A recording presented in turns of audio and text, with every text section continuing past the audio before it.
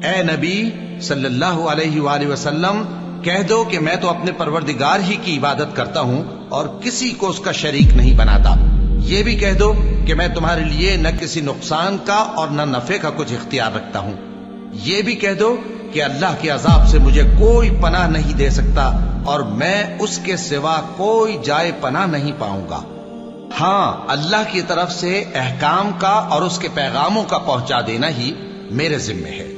اور جو شخص اللہ اور اس کے پیغمبر کی نافرمانی کرے گا تو ایسوں کے لیے جہنم کی آگ ہے،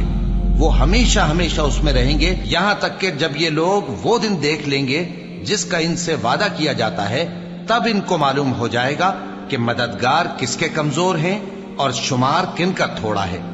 کہہ دو کہ جس دن کا تم سے وعدہ کیا جاتا ہے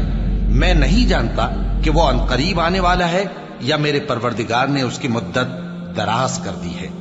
وہی غیب کا جاننے والا ہے، سو کسی پر اپنے غیب کو ظاہر نہیں کرتا، ہاں جس پیغمبر کو پسند فرمائے اور اس کو غیب کی باتیں بتا دے تو اس کے آگے اور پیچھے نگہبان مقرر کر دیتا ہے تاکہ معلوم فرمائے کہ انہوں نے اپنے پروردگار کے پیغام پہنچا دیے ہیں،